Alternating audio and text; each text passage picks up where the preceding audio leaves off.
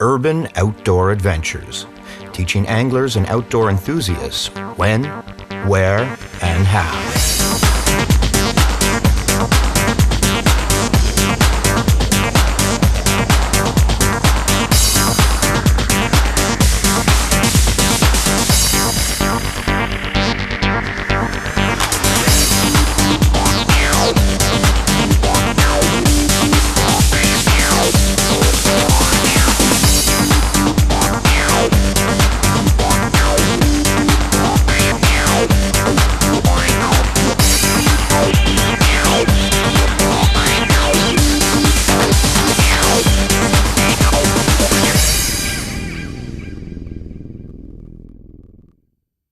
This week on Urban Outdoor Adventures, Shaun and Kevin Lavers of Merlin Park Cottages in Picton target trophy cold water walleye. Merlin Park is situated at the west end of Picton Bay on the Bay of Quinte. Located on the northeastern end of Lake Ontario, the Bay of Quinte is a vast and impressive fishery that offers anglers a shot at landing that trophy of a lifetime. The town of Picton is conveniently located only 2 hours from the city of Toronto and a mere 40 minutes from Kingston, Ontario. The Picton area offers many attractions and sightseeing destinations, from the breathtaking Sandbanks area to the historic town of Picton itself. The Bay of Quinte is considered to be a fish factory, offering anglers of all ages an unprecedented opportunity to boat good numbers of larger-than-average walleye. From their base at Merlin Park in Picton, the boys will head east up the bay to Adolphus Reach. A good starting point is just east of the ferries near the lighthouse located on the north side of the channel. This is a world-renowned area for catching trophy fish in the fall and winter months, when walleye in the tens of thousands migrate through the deep channel. Remember, once your vessel is east of the ferry docks, this portion of the bay is considered to be the open waters of Lake Ontario, allowing individuals to fish 2 rods per angler. When heading out on the water at this time of year, please exercise extreme caution. A survival suit is a must. This week's target species are walleye. Other popular sport fish species available are freshwater drum, carp, catfish, trout, muskie, pike, salmon, small and largemouth bass, and panfish. For more information on subjects featured in today's show, log on to our website. It's amazing. I can't get over the size of the fish that you get down here for walleye, you know. The time I come down there, you know, all over the summer we're fishing the coatas and catching 2-3 pounders, you know. It's a phenomenal fishery. Yeah, it sure is. Quinte walleye, there we go. Oh, let's just see what the sucker weighs. Yeah. He's only 5.5. 5.5. So he's actually a pretty small fish for this love time that of net, year. eh? Weigh him right in the net. Well, he's pretty lively. That's good. They got lots of energy at that size. I'm just gonna put him right off the back here. If he comes up, we'll just go back and scoop him in and put him in neutral. He'll be okay. Oh yeah, like a bullet. Walleye slides. It's a All right, start, let's go. All right. We gotta get some bigger ones. You gotta get these lines back out. I just let her out. You didn't even get it down there. This is insane. I haven't even got the planer board yet. I'll just stick it in the holder here for now. Yeah, we only need probably 1 rod out there at the back. Yeah, you know what? We could probably get away with flat lines only today, right? I'm gonna clear these. This is gonna get crazy otherwise. Yeah, I think what we'll do while the fish are on like this, like I said, we'll run 2 rods. It's just getting a little bit hectic trying to clear all these lines every time we get a fish on.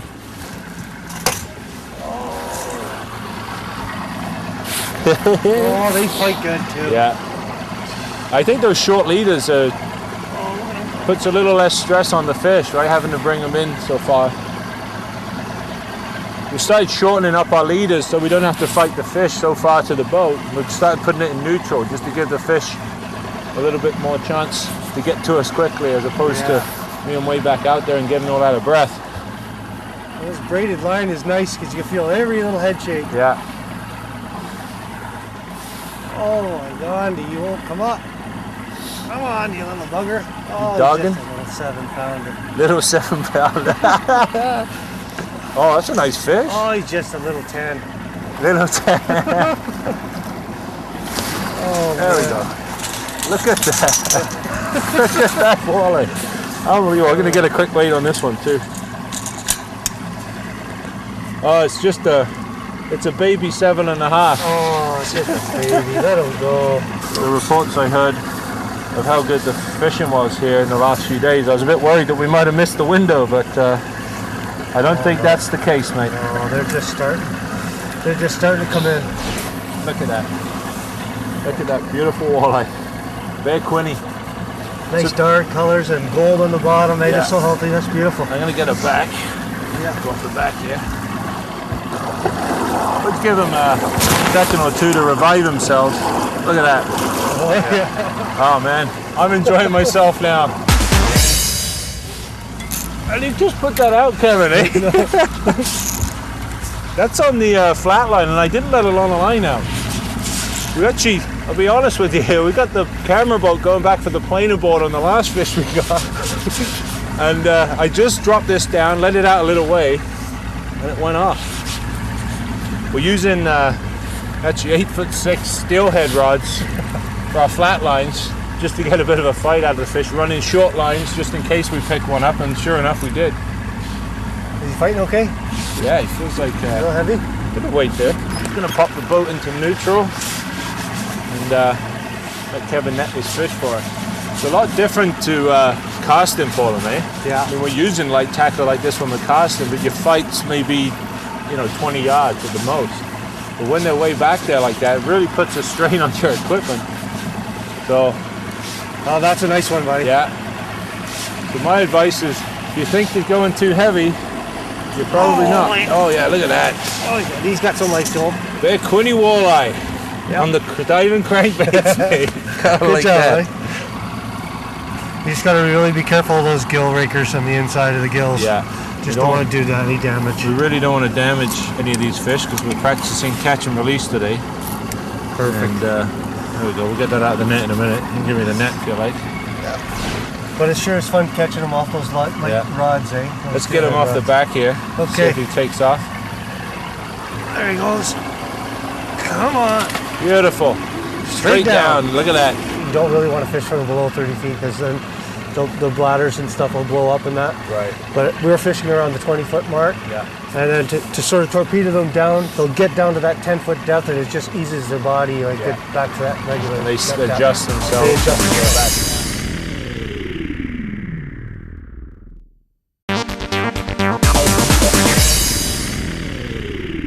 I'm here with Troy Copeland. We've just installed a 4-blade performance stainless steel prop on here. Why don't we go through some of the benefits of stainless over aluminum props?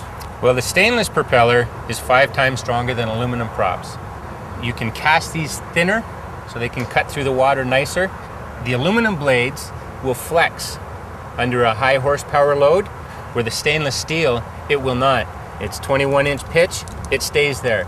Cost factor, more expensive, More expensive, less yes. expensive. Correct. Both have great applications.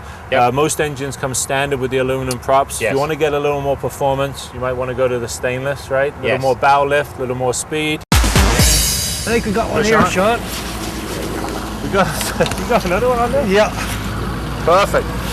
We just got the planer board back from the camera boat from the other fish. Oh, Just yeah. landed one on the flat line, and now you got one on this one.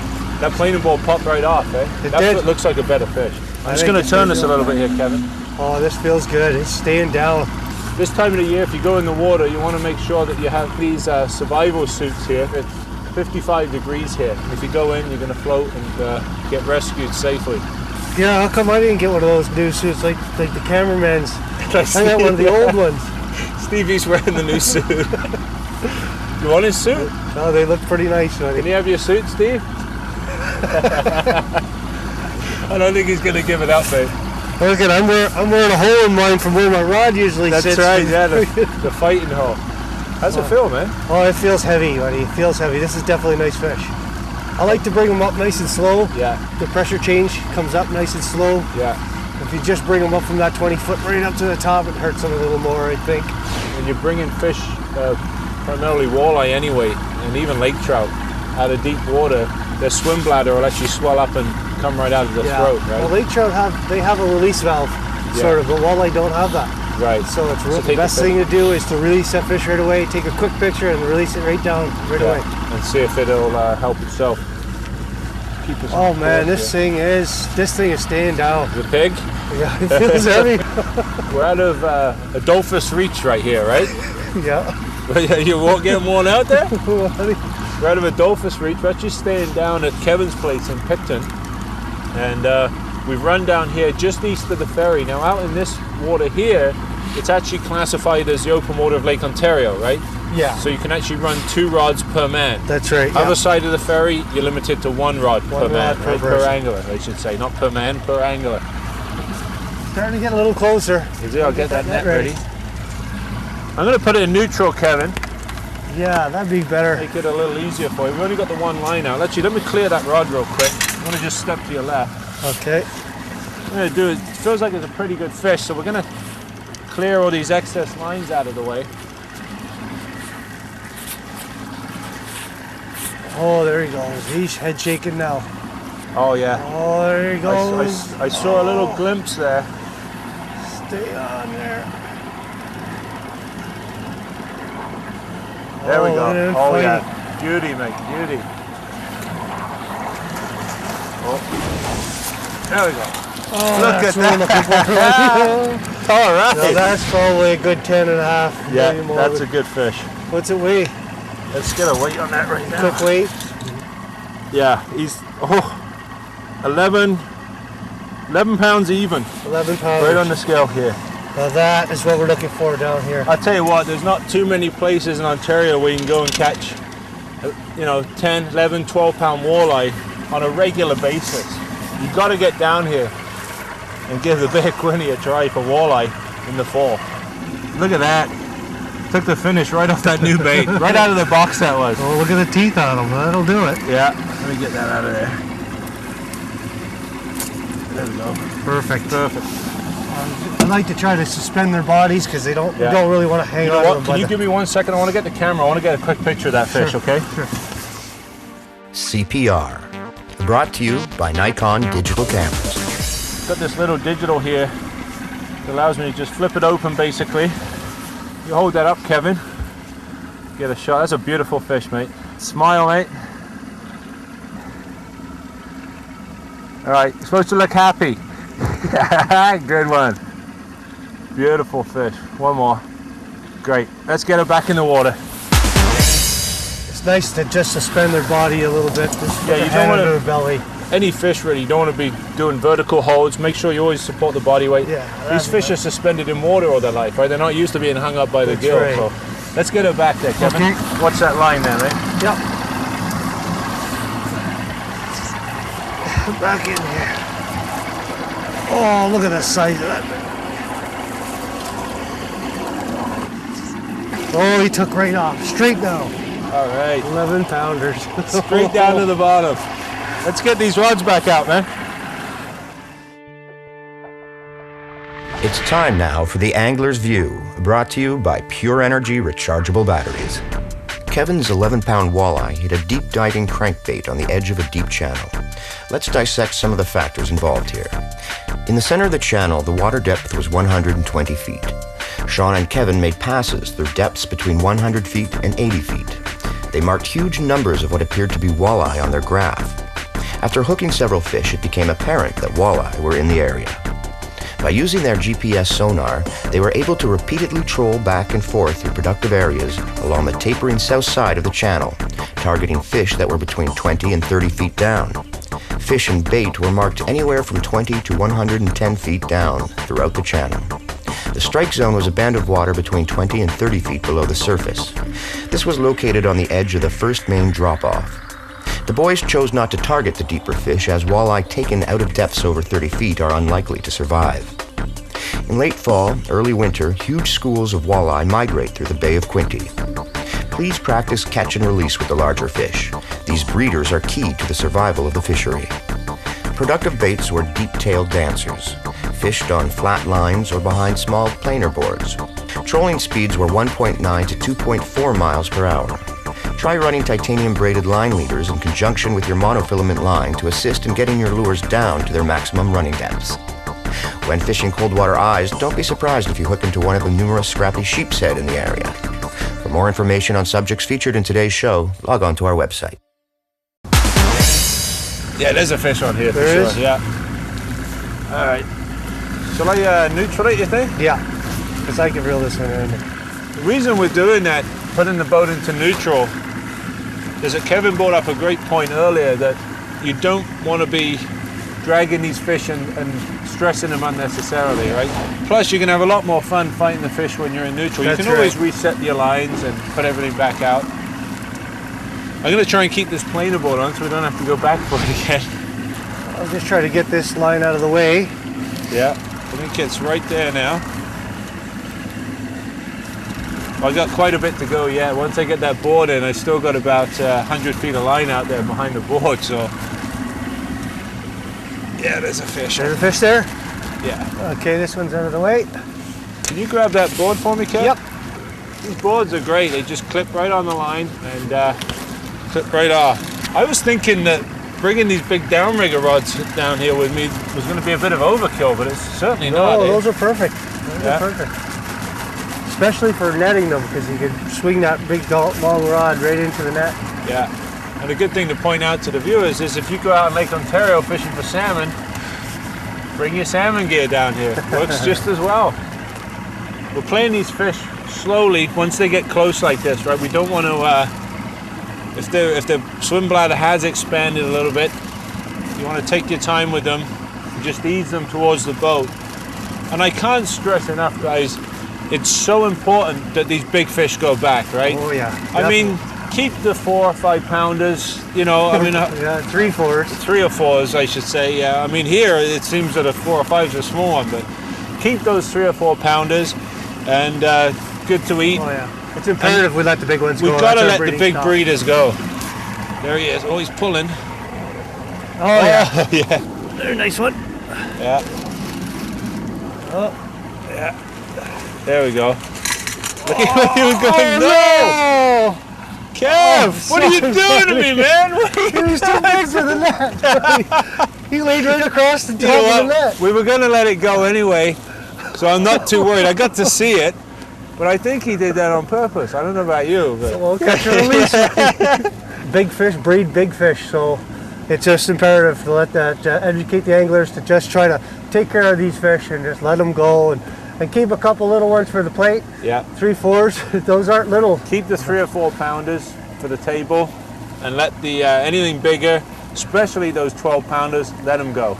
Maybe a little more delicate release than that Yeah, one. nice but- net job, buddy. Thanks. Sorry, bud. All right, the fishing action's been absolutely incredible out here today, so I'm going to do the tackle review right here in the boat on the water. Secret to our success, deep diving crankbaits. This particular model here, we've been running in about 4 or 5 different colors and all have been working extremely well. This bait will run down to about 30 feet with the braided line that we're using as leaders. For the flat lines, been running an 8'6" medium action steelhead rod here with a good quality bait casting reel that will hold a good quantity of line. Spooled with 20-pound test again and 30-pound braid as a leader. For the planer boards, you've got a little more resistance and you're going to want to rod with some backbone. I've got a 10-foot down rigging rod here with a big reel. It's for a lot of line to go off to the side. We've got 20-pound test mono and again a 30-pound test leader to get those baits down deep. As far as planer boards go, just got these lightweight plastic boards here. They're perfectly adequate for the walleye fishing out here. Line clips right in. They'll pop off if you get a big fish on. You can locate them with the flag there. We're using a double rod holder setup here. Send your planer boards out first and then put your flat lines down after. Give these techniques a try. I guarantee you're going to have some great success. Oh, it's a walleye. It's a good walleye. It's a big Walter. It's quite the fishery, man. He's pulling line on you. I know. Oh my God. Look at that. Oh, look at that. Hardly go in the net. Look at the size of that. Holy cow, Kevin. Look at the size of that. That's the sucker. biggest one in the day. On the light rod too, flat line. We're actually using planer boards today and flat lines. And the fish are definitely feeding actively because we've had fish both close to the boat and away from the boat. When the fishing slows down a little bit, you might want to focus more on those planer boards to get your lures out away from the boat so you don't get the noise disturbing them. Look at that, that is a beauty. Look at that fish. All right. Try not to, I don't really want to handle him too much, but Well, I tell you what, Kevin, what a way to end the day, man. Thanks for having me. It's been a blast. You got to get down here. We're actually staying at Kevin's place down in Picton, but we're fishing a Dolphus Reach here. All through this Bay of Quinte right here in the fall, it's just fantastic walleye fishing, trophy walleye fishing at its finest. Thanks for watching. I'm Shaun Rickard. We'll see you next week for yet another urban outdoor adventure. Let's get it back in the water. Look at the size of this Perfect. sucker. Well, I must be reeling in your line then, right? Because I definitely have a fish on here. Oh, you do? So Yeah. maybe it's on that one then. It's on here. Well, we don't know which rod it's on, but we got a fish on here, so...